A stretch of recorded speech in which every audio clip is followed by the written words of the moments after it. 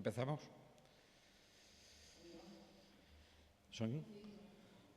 Esperar un momento.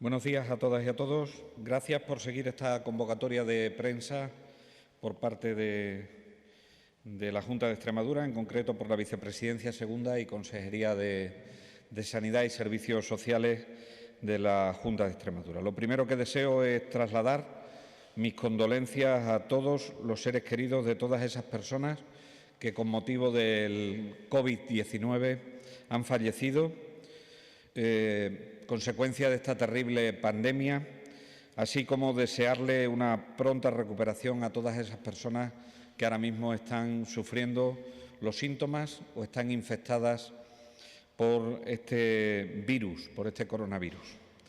Gracias a toda la sociedad por su trabajo, gracias a aquellos profesionales que están en primera línea de combate, gracias a esos profesionales sanitarios, gracias a esos profesionales que pertenecen a los cuerpos y fuerzas de seguridad del Estado, gracias a los bomberos, al Ejército, a tantos profesionales de sectores críticos que nos permiten que podamos tener en esta situación de confinamiento acceso a la alimentación, acceso a la electricidad, acceso al agua, acceso, en definitiva, a elementos de primera necesidad.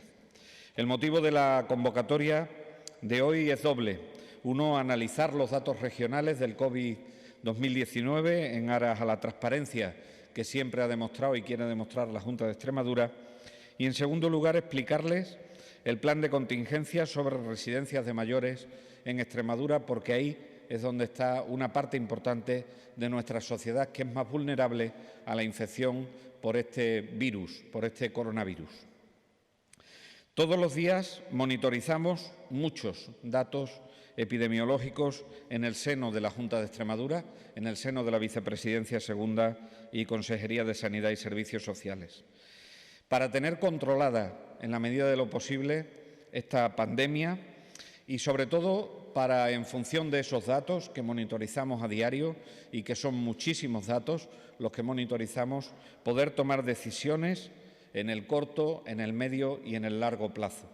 Quiero, por lo tanto, trasladarle a la opinión pública, trasladarle a la sociedad que los datos que monitorizamos, que se pueden contar en decenas de datos, los que estamos monitorizando a diario, nos sirven para tomar decisiones no solo en el corto plazo, como se nos ha acusado, de improvisación, sino que nos permiten programar lo que es el medio y lo que es el largo plazo en una pandemia que viene sin manual de instrucciones, que viene sin que nadie la haya vivido previamente y que viene con unas condiciones que afectan mucho a la sociedad desde el punto de vista sanitario, por supuesto, pero también desde el punto de vista social y desde el punto de vista económico. Pero también analizamos datos que no solo son epidemiológicos, analizamos datos de presión de nuestros centros sanitarios, cuál es la presión de nuestras urgencias, cuál es la presión que estamos recibiendo sobre la hospitalización, cuál es la presión en el aislamiento domiciliario y, por tanto, de nuestros equipos de atención primaria de salud, cuál es la ocupación que tienen nuestras unidades o nuestras camas de unidades de cuidados intensivos. Siempre hemos estado pendientes de las residencias de mayores. Esto no es ahora que hacemos un plan de contingencia con respecto a las residencias de mayores. Siempre hemos estado pendientes de ellas y probablemente por eso les pueda mostrar los datos que hoy tenemos en Extremadura. Y también siempre hemos tenido una monitorización directa de los centros de atención a personas con discapacidad. Centros residenciales de personas de edad, centros de personas con atención a la discapacidad, que indudablemente son el motivo principal o la parte más vulnerable de la sociedad y, por lo tanto, a los que nos debemos de forma principal. Y, por supuesto, también estudiamos los contagios dentro de nuestro personal sanitario. Son nuestro gran capital, son nuestra primera barrera contra el virus y, por lo tanto, tenemos que monitorizar bien, tenemos que hacer un seguimiento estrecho de cuál es el nivel de contagio que se está produciendo en el personal sanitario. A ellos le quiero rendir un tributo, le quiero rendir un homenaje por la labor que están desarrollando a lo largo de estas duras semanas para todos y para todas. Pero, sin duda ninguna, ellos se merecen ese aplauso que reciben cada día a las 8 de la tarde y que, sin duda ninguna, me sumo y quiero lanzar un mensaje de felicitación, de agradecimiento y de empatía con ellos. Por tanto, lo primero que quiero que sepa la ciudadanía es que desde la Junta de Extremadura estamos trabajando con responsabilidad, estamos trabajando con entrega, estamos trabajando con transparencia y estamos trabajando con coordinación. Con coordinación interna dentro de la propia Junta de Extremadura, pero con coordinación también con otras administraciones. Ahí están las diputaciones provinciales, ahí está la Federación Extremeña de Municipios y Provincias o ahí está la delegación del Gobierno, entre otras. Hemos tenido un contacto permanente con los grupos parlamentarios a los que siempre les hemos ofrecido y le estamos ofreciendo los datos y siempre le hemos ofrecido y le estamos ofreciendo la unidad de acción. Concretamente, el pasado viernes pude mantener una videoconferencia con los representantes de los diferentes grupos parlamentarios con representación en la Asamblea de Extremadura. Por lo tanto, total transparencia para todos los grupos políticos que representan a los ciudadanos y ciudadanas de nuestra comunidad autónoma. Dicho esto, que es importante que lo conozca la ciudadanía y es importante que insistamos en todo momento, paso a proporcionarle los datos que tiene en este momento Extremadura. Los casos infectados acumulados en Extremadura a fecha de hoy, los oficiales, los consolidados en el Ministerio de Sanidad y que ha hecho públicos en esta mañana, son 1.628 extremeños y extremeñas los que están en este momento contagiados por el coronavirus o por COVID-19. Tenemos 68 pacientes más que el día anterior, una cifra inferior, por supuesto, a los incrementos en los días previos que ha supuesto una subida de un 4% más que el día anterior, una cifra inferior al incremento que se ha producido en los últimos días, como después tendré oportunidad de decirles. Por lo tanto, dato positivo, dato para la esperanza, no dato para la autocomplacencia, dato para la esperanza. Tenemos más contagiados, es verdad, pero este incremento cada vez es menor en el número de contagiados en los últimos días. En segundo lugar, destaco las altas. En el Servicio Extremeño de Salud hemos proporcionado en el último día, en este periodo, hemos dado un total de 91 altas en nuestra comunidad autónoma, altas epidemiológicas. Eso quiere decir altas de personas que se han curado del virus, que han sido capaces de luchar, de combatir con todas sus defensas contra un virus, este virus que es el coronavirus, y que han sido capaces de vencerle en sus organismos.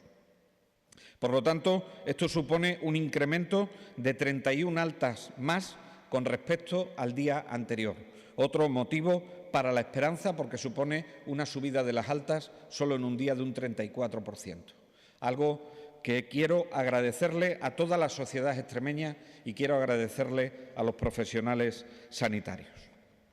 Tenemos 271 profesionales de las ciencias de la salud, no me atrevería a decir que todos son sanitarios, de las ciencias de la salud, 27 más que el día anterior infectados en este momento. Pero este incremento proviene de haber terminado de estudiar el brote que se había producido en la cocina del Hospital Perpetuo Socorro, lo cual supone un incremento de 20 personas que hemos terminado de estudiar en ese brote de la cocina del Hospital Perpetuo Socorro. Por lo tanto, digamos que ese ha sido un incremento que se ha producido como consecuencia de hacer un estudio minucioso del contagio dentro de esa cocina.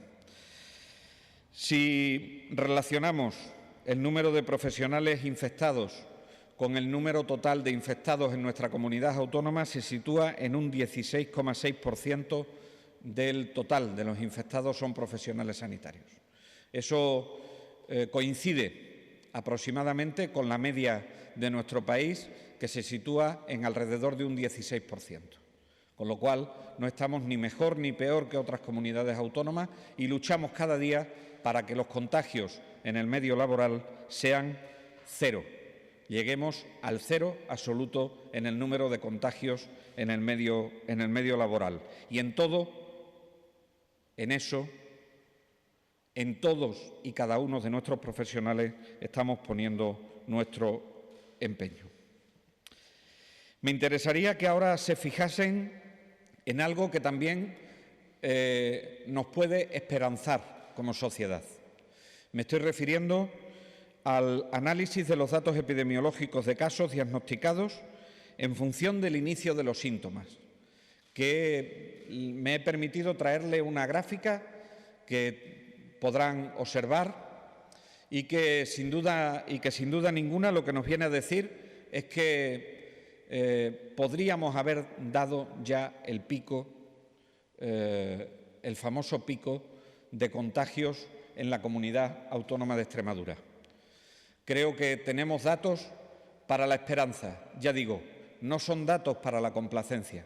Tenemos que seguir trabajando con el mismo ahínco o con más, como expondré ahora en el plan de contingencias de residencia, pero sin duda ninguna nos permite poder albergar esperanza de que ese esfuerzo que le estamos pidiendo a la sociedad, de confinamiento en sus casas, en sus domicilios, de no moverse, está siendo recompensado a través de un menor número de personas contagiadas a diario.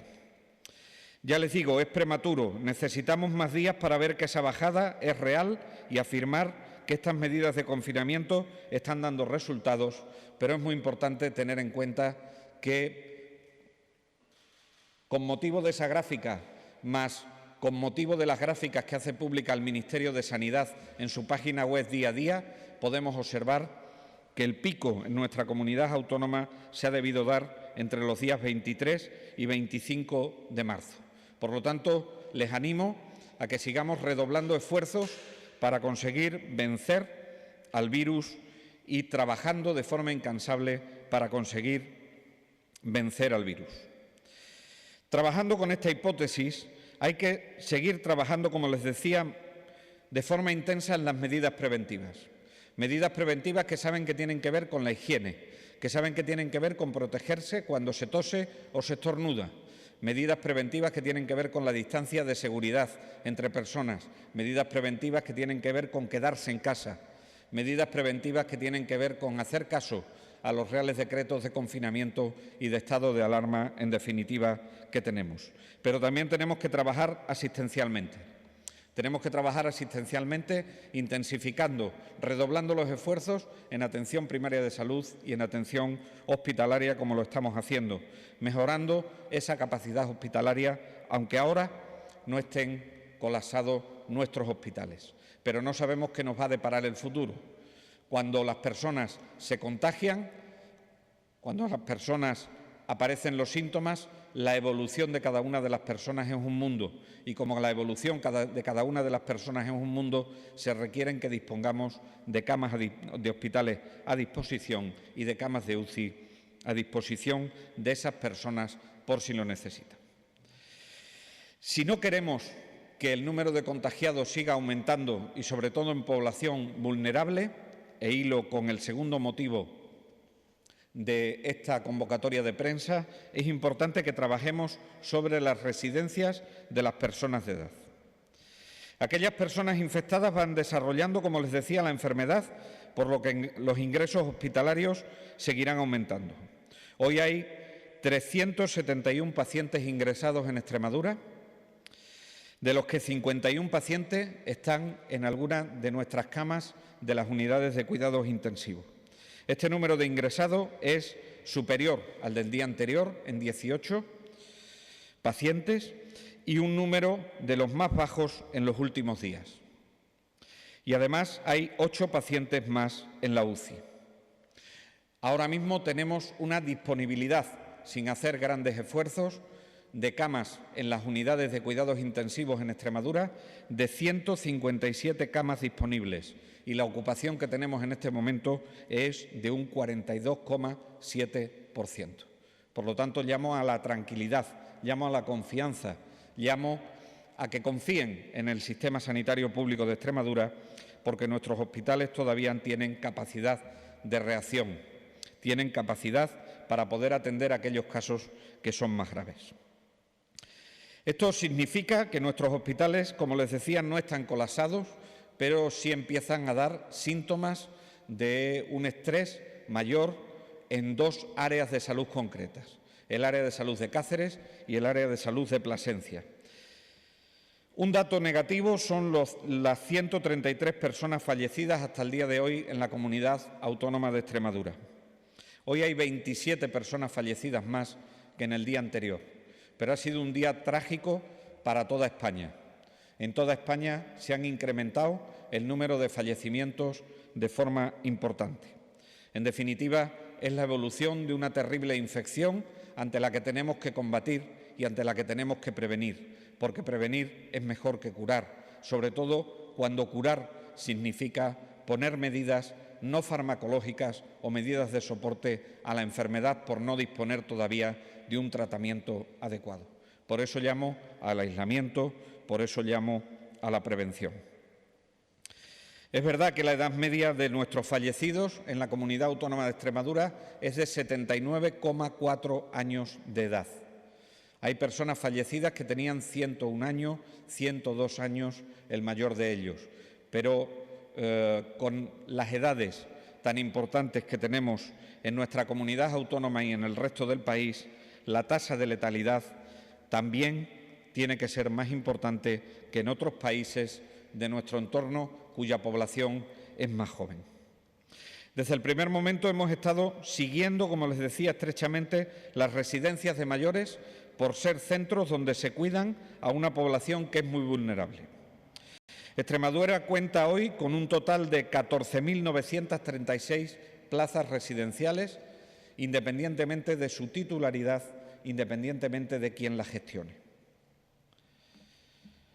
en las más de 320 residencias, de las cuales 23 pertenecen al SEPAZ, 8 de ellas son de propiedad del SEPAZ, pero de gestión municipal, y 196 son propiedad y de gestión por parte de los ayuntamientos, así como 82 residencias privadas en nuestra comunidad autónoma.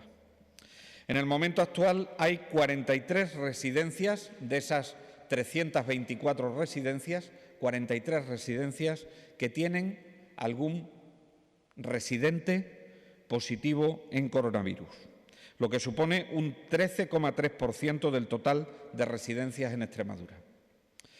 Y en 19 de estas residencias ha habido algún fallecido, es decir, en un 5,8% del total de las residencias. Por darles cifras y decirle lo que hemos hecho con las residencias, le hemos asignado, allá donde estaban cada una de las residencias, se la hemos asignado a un área de salud concreta. Así, en el área de salud de Badajoz tiene 39 residencias en su área de influencia, 4 de ellas han presentado algún positivo. En Mérida hay 22 centros residenciales, en 5 de ellas con positivos. En Llerena Zafra hay 32 centros residenciales y en ninguna de ellas hay casos positivos hasta el momento actual. En Don Benito Villanueva hay 40 centros residenciales con 7 residencias que han presentado casos positivos. En Cáceres hay 87 centros residenciales con 12 centros residenciales con positivos. En Navalmoral de la Mata hay 27 centros residenciales con 6 residencias con residentes positivos. En el área de salud de Coria hay 26 centros residenciales con 1 residencia con positivos. Y en Plasencia hay 41 centros residenciales con 7 residencias con algún positivo. El plan de contingencia de residencias tiene un objetivo doble. Por un lado, evitar los contagios y, en segundo lugar, proporcionar una atención eficaz y adecuada a los residentes en todas y cada uno de los centros residenciales. Seguir fomentando y formando sobre las actividades preventivas y de detección precoz de casos a los profesionales que trabajan en esas residencias es la primera labor que tiene este plan de contingencia. Insistir mucho en la formación y en la sensibilización de los profesionales. Dotarle de los equipos de protección individual. Un 15% del total de los equipos de protección individual que se reciben o que ha adquirido el Servicio Extremeño de Salud están destinados al personal que trabaja en estos centros residenciales. Estamos incrementando las actividades de limpieza, de higiene y de control de síntomas en los centros residenciales para hacer una detección precoz si se presentase algún síntoma concreto. Le hemos pedido a todas las residencias que tengan posibilidades de reservar un 10% de las plazas donde no haya positivos por si necesitan o por si tienen alguna contingencia o alguna necesidad de aislamiento. Y debemos fomentar y formar en las medidas de aislamiento en todos los centros residenciales. El plan de contingencia también es capaz de analizar la capacidad de aislamiento que tiene cada uno de los centros residenciales en la comunidad autónoma y de hacer un listado de recursos alternativos a estos centros residenciales por si en alguna de ellas no se puede realizar el aislamiento adecuado. De forma prioritaria, destinaríamos esos recursos adicionales a los residentes que fuesen negativos en las pruebas del coronavirus o que estuviesen con ausencia de síntomas. Nuestro objetivo es que para evitar la transmisión comunitaria, mientras menos desplazamientos tengan los pacientes coronavirus positivos o los pacientes con síntomas compatibles, mejor para toda la sociedad y mejor para ellos. Hemos incrementado la capacidad de habitaciones utilizando zonas comunes de las residencias, salas de estar, salas de terapia, salas de rehabilitación.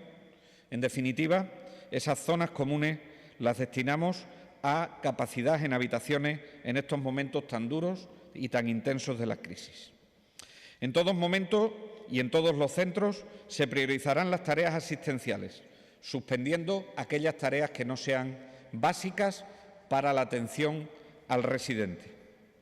Se cancelarán las licencias y vacaciones del personal para incrementar la máxima disponibilidad de los profesionales que en este momento están trabajando en los centros residenciales.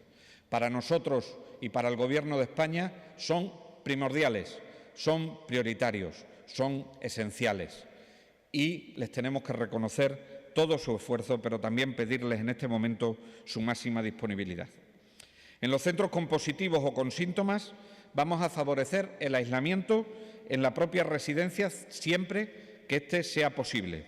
Y si fuese necesario evacuar la totalidad o la parte de la residencia, se evacuarían de forma prioritaria los residentes que hayan dado negativos o que no presenten síntomas. Los trabajadores los configuraremos en cada una de las residencias en equipos de trabajo que atenderán siempre el mismo equipo a los positivos y siempre el mismo equipo a los negativos, para que los profesionales no sean vectores de infección en las residencias y para evitar esa contaminación cruzada que se puede producir. Si no tuviera posibilidad de aislamiento de forma prioritaria, se quedarían en el centro residencial los pacientes que hayan dado positivo y se evacuarían a los residentes que hayan dado negativo o aquellos que estén con ausencia de síntomas en el momento actual. Desinfección intensiva con limpieza terminal de todos los centros, que lo estamos haciendo en colaboración con la delegación del Gobierno y con otras empresas de limpieza. En residencias con positivos se procederá a facilitar todos los medicamentos necesarios para su atención, toda la oxigenoterapia necesaria para su atención y todo el material sanitario necesario para su atención. Se realizará una intensificación de la actividad asistencial sanitaria por médicos de la propia residencia, si es que los posee, y si no, con el personal de la atención primaria de salud y el apoyo de los profesionales y especialistas del hospital de residencia. Además, contaremos con el asesoramiento de los profesionales que trabajan en los equipos de soporte de cuidados paliativos. Lamentablemente, las cifras de edad de las personas residentes en estos centros, la comorbilidad y la situación de dependencia en la que se encuentran algunos de ellos nos hacen que lo que mejor podemos hacer por ellos es poderles ofrecer una atención paliativa de calidad. Se incrementan las ratios de personal por parte del SEPAZ, quedando siempre una enfermera por turno de forma específica para los pacientes positivos. Y se incrementará el número de técnicos de cuidados auxiliares de enfermería en un técnico por cada 4 camas, además de reforzar la dirección del centro, donde pueda tener criterios que le permitan la toma de decisiones mucho más adecuada. En último extremo, tendremos que intervenir sanitariamente cuando el personal de la residencia no haya sido suficiente para poder prestar la atención sanitaria que requieren los residentes que allí están. Así lo hemos tenido que hacer con Arroyo de la Luz. Y ya les anuncio que de la misma forma tendremos que evacuar parcialmente las residencias de Valencia de Alcántara. Ya les anuncio que hemos tenido que intervenir con asesoramiento, con asesoramiento sanitario de salud pública en la residencia Ciudad Jardín de Plasencia, o les anuncio que a partir del día de hoy intervendremos sanitariamente la residencia de Garrovillas de Alconétar. Intervenir sanitariamente las residencias supone convertirlas prácticamente en centros sanitarios.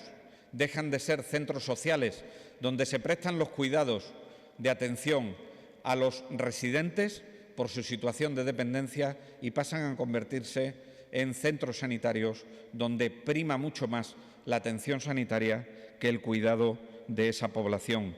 donde también están presentes los cuidados, evidentemente, pero tiene un peso mayor la atención sanitaria. Se dará indicaciones de que informe puntualmente a los familiares de los pacientes afectados la dirección de la residencia por medios telemáticos. Habrá una coordinación estrecha con el Servicio Extremeño de Salud para los traslados y para las revisiones hospitalarias si fuesen necesarios. Y, por último, decirles que jamás en esta comunidad autónoma se ha dado un alta hospitalaria derivándolo a una residencia de mayores, ni pública ni privada, siempre que esa persona no hayamos constatado que es coronavirus negativo. Por lo tanto, quiero llamar a la confianza de todos los extremeños y de todas las extremeñas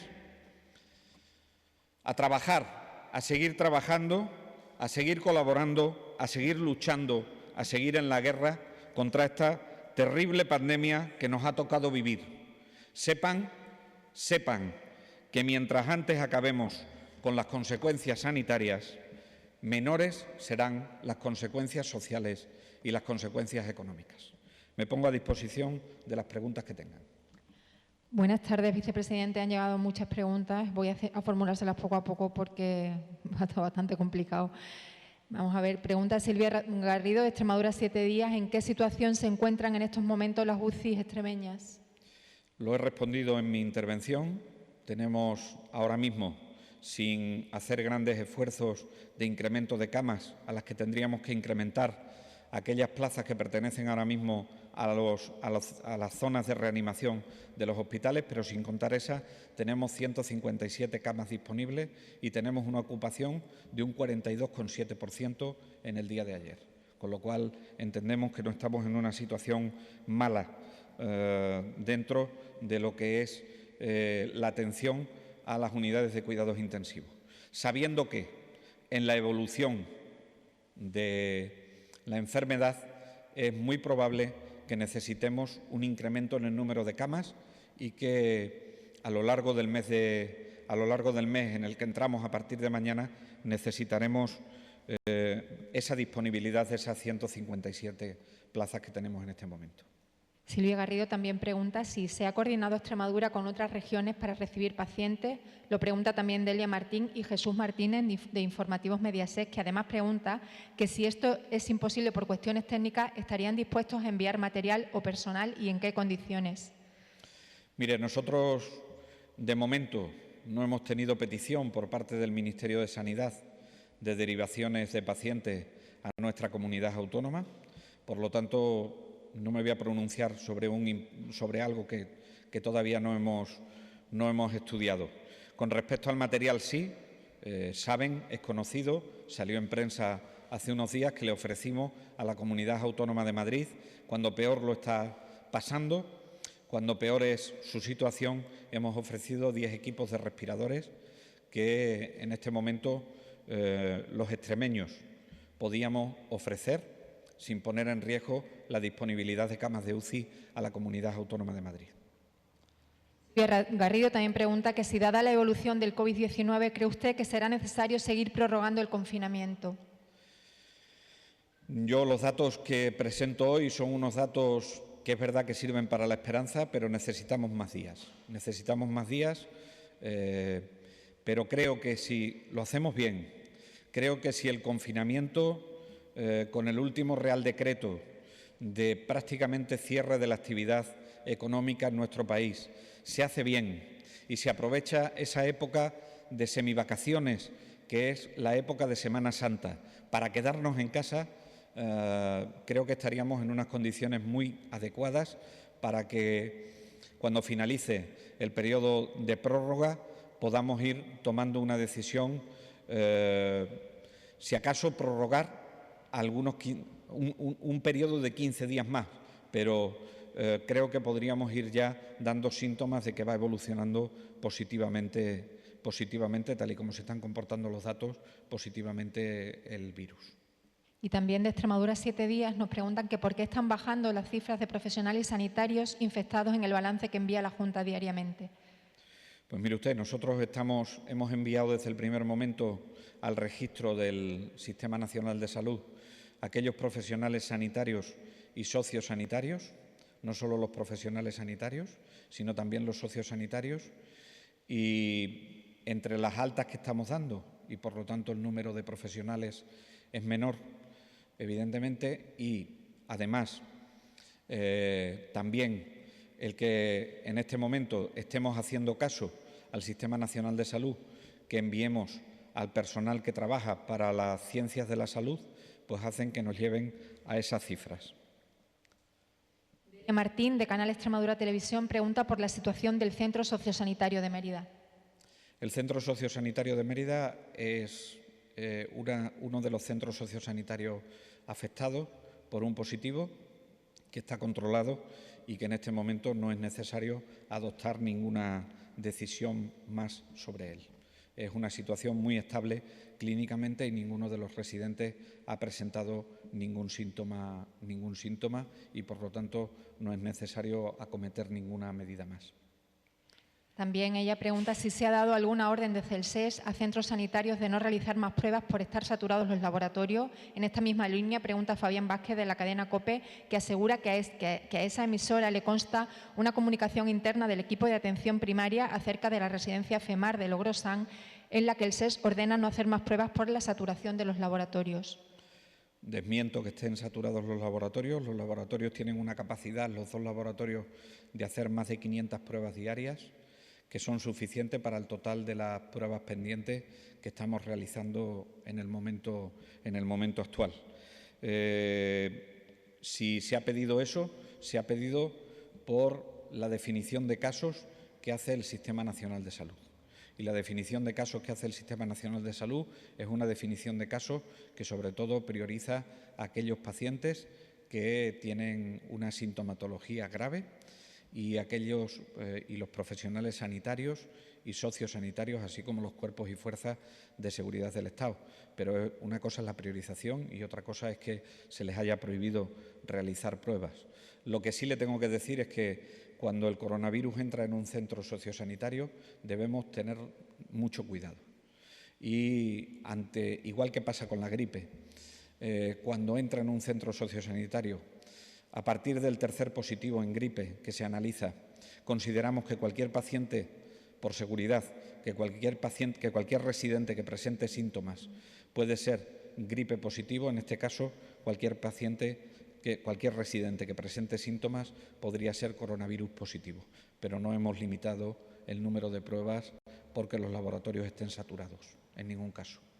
También Delia Martín pregunta cuál es el protocolo a seguir cuando un sanitario da positivo con el resto de compañeros y si se les realiza la prueba o se les manda a hacer aislamiento en casa sin realizarla.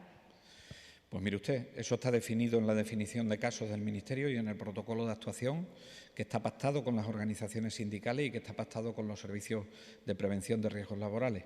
El profesional que sale positivo, desgraciadamente, en la prueba del coronavirus, se les separa de la actividad asistencial, se hace un estudio de contacto muy concienzudo y aquellos profesionales que no presentan síntomas se les vigila activamente y ante la presencia de síntomas, evidentemente, se les realiza la prueba como dictan los protocolos.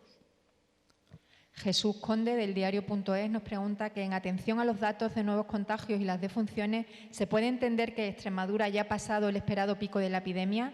En caso de no ser así, ¿qué evolución tiene que tener el coronavirus en la comunidad para alcanzarlo? Con los datos epidemiológicos, creo que lo he dicho, si uno consulta la página web del Ministerio de Sanidad y si uno ve los datos de la gráfica que acabo de mostrar del número de casos en función del inicio de síntomas, sospecho que el pico ha estado entre el día 23 y el día 25 de marzo. Eso no significa que esto no tenga un comportamiento, porque no lo sabemos, un comportamiento bimodal en las gráficas y que pueda dar un segundo pico. Estamos trabajando para que no se produzcan más contagios, tanto a nivel comunitario, pero sobre todo en el plan de contingencia de residencia que le acabo de presentar, porque es ahí donde tenemos que incrementar ahora mismo nuestros esfuerzos. Pero sospecho que el pico Si no lo ha dado en esos días, debe estar a punto de darlo porque el comportamiento de los últimos datos epidemiológicos así lo indican. Pero tenemos que tener toda la cautela y, desde luego, no bajar la guardia contra un enemigo que, desde mi punto de vista, es traicionero. También Jesús Conde, del diario.es, pregunta que si la comunidad ya ha aumentado las camas, asegura que la comunidad ya ha aumentado las camas de UCI y pregunta que si piensa que será necesario habilitar nuevos puestos. ¿En qué áreas de salud sería más urgente hacerlo?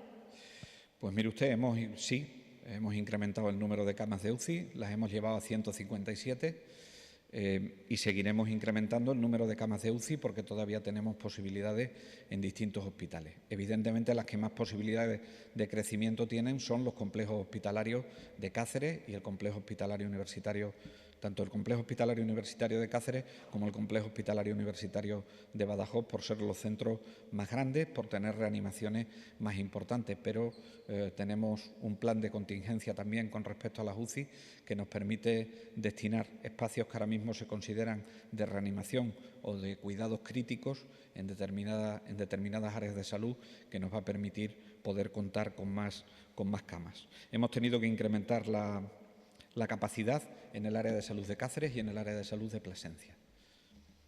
Fabián Vázquez, de la cadena COPE, nos pregunta cuántos test se están haciendo en Extremadura a la población y al personal sanitario y sociosanitario para verificar posibles casos de coronavirus. Los que son necesarios, y así lo estiman los clínicos. Hay unos días que se hacen 200, otros días que se hacen 500 y otros días que se hacen 10. Eso va por criterios clínicos, no es por criterio de otro tipo, más que sujeto al protocolo y a la definición de casos del Ministerio. Cuando el profesional clínico decide que tiene que hacer la prueba, se realiza la prueba. Por tanto, no puedo especificar el número de test que se hacen diariamente. Lo entenderán, que esto es muy variable y va en función de la situación clínica que se encuentre el profesional sanitario. Fabián Vázquez pregunta también que, tras enviar los 10 respiradores a Madrid, ¿cuál es la situación y la cantidad de respiradores que tenemos en Extremadura y que si son suficientes? Son suficientes, pero aún así hemos hecho una compra de respiradores que nos va a permitir tener respiradores suficientes para todas las ampliaciones de las camas de UCI que necesitaríamos. Álvaro Rubio, del diario Hoy, pregunta que, en cuanto al número de profesionales sociosanitarios, ¿han calculado cuántos se podrían necesitar en residencias de mayores?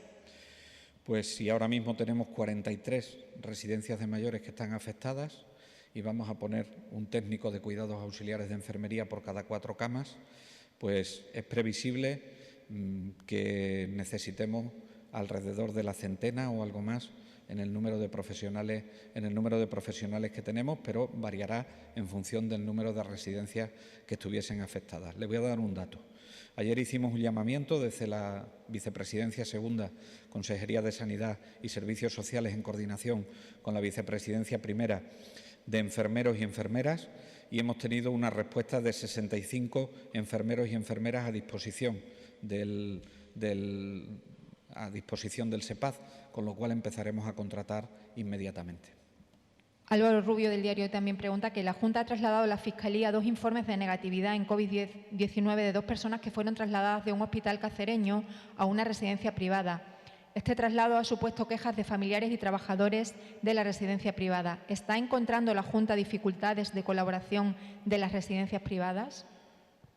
Yo no creo que esté encontrando en este momento, y además se lo tengo que agradecer, ¿no? Le tengo que agradecer a las residencias privadas que estén colaborando como están colaborando.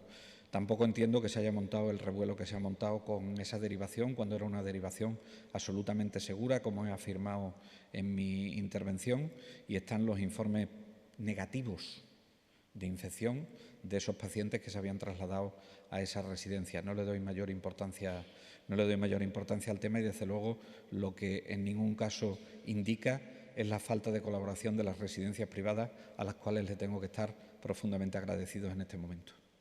María Hernández, del programa Esta Hora de Canal Extremadura Televisión, pregunta si podría especificar el número de residentes fallecidos en las residencias de mayores de Garrovillas de Alconétar, Santiago de Alcántara, Valencia de Alcántara y la Asistida de Cáceres. No sé si tengo el dato. Lo voy a intentar. ¿Me ha dicho en la residencia? Garrovillas de Alconétar, Santiago de Alcántara, Valencia de Alcántara y la Asistida de Cáceres. Garrovillas de Alconétar, un total de 8 fallecidos. Santiago de Alcántara.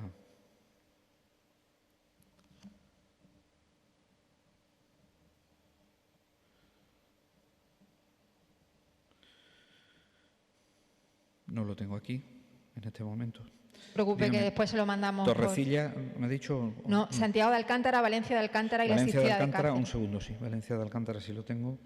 Son entre las dos residencias 5 han fallecido.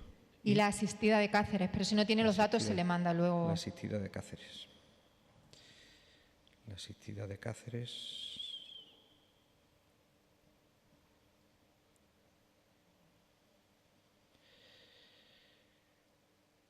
De la Asistida de Cáceres no tengo aquí el dato tampoco, lo siento. Luego se lo mandamos, no se preocupe.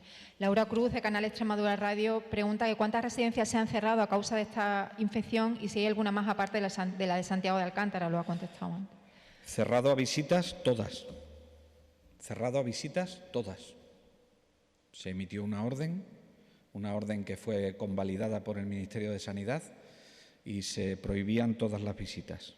Por lo tanto, cerrada a visitas, todas. Ahora, si lo que pregunta es cuántas se han cerrado y se han trasladado a otra ubicación por culpa del coronavirus, 0.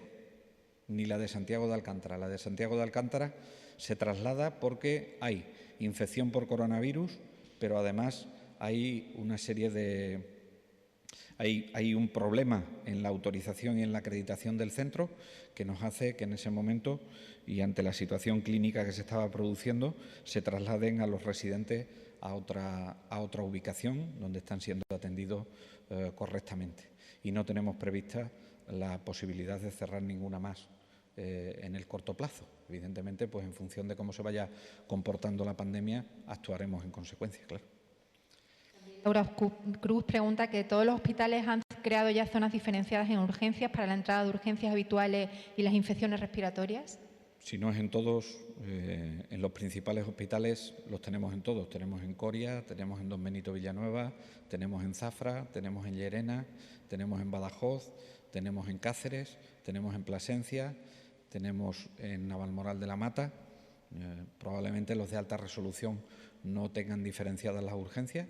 Me estoy refiriendo CAR de Trujillo, me estoy refiriendo Hospital Siberia Serena o me estoy refiriendo al Hospital Tierra de Barro, que no lo sé si lo tienen o no en este momento, pero todas las áreas cuentan con áreas diferenciadas de urgencias para aquellos pacientes con síntomas respiratorios y pacientes sin síntomas respiratorios. ¿Cuál es la situación del material sanitario disponible, visto que siguen saliendo profesionales que se quejan de la falta del mismo? Pues el material en este momento está más asegurado que estaba. Ya ha hecho declaraciones el presidente de la Junta de Extremadura en relación a este tema y corroboro sus palabras, evidentemente. Hemos tenido una época de mucha dificultad porque aunque hubiésemos tenido dinero, los mercados que fabricaban ese material de protección, que era el mercado chino fundamentalmente, estaba paralizado y por lo tanto no funcionaba, por lo tanto no hemos podido hacer el acopio que necesitábamos para responder a la pandemia, pero en cuanto hubo necesidad de utilizar equipos de protección individual, hemos puesto todos nuestros medios, tanto desde la comunidad autónoma, y con esto desmiento algunas de las declaraciones que se han hecho en los medios de comunicación, así como por parte del Gobierno de España, hay una fluidez ya en disponer de los equipos de protección individual. A esto quiero hacer un matiz, simplemente una cuestión de matiz. Tenemos los equipos de protección individual que necesitan nuestros profesionales de acuerdo a los protocolos del Ministerio de Sanidad y del Sistema Nacional de Salud. Probablemente no lleguemos a... Si requieren un exceso de protección o si requieren un incremento en la protección que no está recogido dentro de ese protocolo. Probablemente ahí tengamos alguna dificultad, pero todos los equipos que se necesitan en este momento estamos siendo capaces de que puedan llegar a aquellos profesionales que lo están necesitando. Bien, Laura Cruz pregunta que a qué achacan la gran diferencia que hay de casos entre la provincia de Badajoz y la de Cáceres. Son brotes. No hay una cuestión clara en relación con nada en concreto. Estamos viendo que la parte oeste del área de salud de Cáceres tiene un incremento de casos y eso tiene un origen en una serie de brotes que se han dado en diferentes localidades y también con el viaje que se produjo antes del confinamiento de personas que residen en determinados pueblos y que lo utilizan como dormitorio de las ciudades donde trabajan. Y, en segundo lugar, tenemos otra zona, que es una zona fundamentalmente de segunda residencia y que hemos pedido colaboración a la delegación del Gobierno, que es la zona norte de Cáceres. Ahí hay muchas segundas residencias y hemos pedido que la delegación del Gobierno intensifique el que que no se utilicen viajes para esas segundas residencias, tal y como establece el Real Decreto que declara el estado de alarma. Pero son por circunstancias debidas a brotes concretos y, por lo tanto, no hay un motivo único por el que se produzca esta situación. También nos pregunta que se están haciendo ya traslados entre UCIs en Extremadura, según les han indicado las sociedades médicas, que cuántos traslados se están haciendo y que cuántos de otras comunidades. De otras comunidades, cero. Traslados entre UCI, pues solo están derivando en este momento entre hospitales que no tienen UCI y hospitales que tienen UCI. Es decir, si hay un paciente en el hospital de Coria que no tiene UCI, pero clínicamente el paciente necesita estar ingresado en una UCI, pues evidentemente se traslada a la UCI de referencia, que está también recogido en ese plan de contingencia y que en este caso sería la unidad de cuidados intensivos de Cáceres. Así como Navalmoral necesita UCI, pues entonces se derivaría a la UCI del Hospital de Plasencia. Es decir, se están produciendo desplazamientos de aquellos pacientes que, teniendo criterios de ingreso en UCI, el hospital que les está atendiendo en primera instancia no tiene UCI para atenderlos. Pero en ningún caso se está produciendo todavía, ya digo, y la ocupación es del 42,7% de media, en este momento no se están produciendo todavía desplazamientos entre hospitales que cuentan con UCI. Sobre los test rápidos, pregunta Laura Cruz si están llegando ya y cuál es el protocolo o prioridad en su utilización. No están llegando. Y no están llegando por una sencilla razón, porque saben ustedes lo que ha ocurrido con los test rápidos. Estos test rápidos se basan en anticuerpos. No fueron la primera compra que realizó el Ministerio de Sanidad, no fue validada por el Instituto de Salud Carlos III y en este momento me parece que ha llegado ayer la nueva remesa de kit de test rápidos que tiene que valorar ahora y que tiene que validar el Instituto de Salud Carlos III y, en función de esa validación, cuando nos lo manden, se establecerá por parte de la ponencia de alarmas y de alertas y el sistema de vigilancia, se procederá a decirnos cuál es el protocolo para aplicar esos test rápidos. Pero en ningún caso en este momento hemos recibido todavía test rápidos. Nosotros tenemos adquirido test rápidos, lo tenemos de una empresa que está perfectamente homologada, digo como comunidad autónoma, pero también estamos esperando a que se validen para que podamos disponer de ellos cuanto antes. Yo estoy de acuerdo en que se hagan, como dice la Organización Mundial de la Salud, mientras más test, mejor. Pero hay que hacerlo con condiciones de seguridad. No se pueden dar falsos negativos. Los falsos negativos son un problema, porque los falsos negativos es decirle a una persona, usted no tiene el coronavirus, usted no tiene que aislarse y que sea un falso negativo, porque si es un falso negativo, las posibilidades de transmisión comunitaria son mayores. Inma Montero, de Canal Extremadura Televisión, pregunta que hay gente que no quiere trabajar en los centros de mayores donde necesitan enfermeros por miedo al contagio. ¿Cómo gestionan esto? Pues tenemos una herramienta que es la herramienta de motivarles para que puedan trabajar en los centros, ofreciéndoles unas condiciones óptimas para el trabajo y ofreciéndoles unas condiciones de seguridad. Pero si, llegado el caso, esto se produjese en alguna situación, ya digo que en este momento es verdad que los profesionales son personas y así lo entiendo y tienen todo el derecho del mundo a tener miedo y a tener precaución, sobre todo precaución en el trabajo que están realizando, pero indudablemente si tuviésemos que irnos a a la normativa establece que podemos hacer que los profesionales trabajen y movilizarlos, que los profesionales trabajen. Eulalia González, de Televisión Española, dice que hay casos positivos que nos indican que no se les está realizando seguimiento telefónico, que ya refieren mejoría y práctica ausencia de síntomas y no se les ha realizado prueba para confirmar que dan negativo tras 2 semanas de baja. A estos positivos se les realizan las 2 pruebas protocolarias que deben dar negativo para proceder a sus altas. Ya no son 2 pruebas, son una. Y en cualquier caso siempre se hace con criterios clínicos y criterios de seguimiento. Nosotros estamos siendo muy estrictos con la atención primaria de salud y confiamos mucho en nuestros profesionales de la atención primaria de salud y será muy excepcional que no se estén produciendo esos seguimientos telefónicos o esos seguimientos de los síntomas de forma activa para cuanto antes darle el alta epidemiológica al paciente si es que así lo requiere, ¿no? Pero en ningún caso hay limitación de pruebas y en ningún caso hay indicaciones de que no se haga seguimiento por parte del Servicio Extremeño de Salud a esos pacientes. Sol Grajera, de la cadena SER, pregunta de cuál es la media de edad de los contagiados en la región y qué porcentaje ocuparían los mayores de 65 años. Los mayores de 65 años tienen una tasa de incidencia, si la tasa de incidencia acumulada en 14 días en la Comunidad Autónoma de Extremadura, que está por debajo de la media, no sé cuánto habrá dado hoy el Ministerio, pero debe estar alrededor de los 135 por 100.000. Esa es en la población general, multiplícala por 6 en los mayores de 70 años y multiplícala por 4 en los mayores de 65 años. Por lo tanto, la tasa de incidencia es bastante mayor. Y la edad media de los contagiados, pues lo busco y se lo digo si es que lo tengo aquí.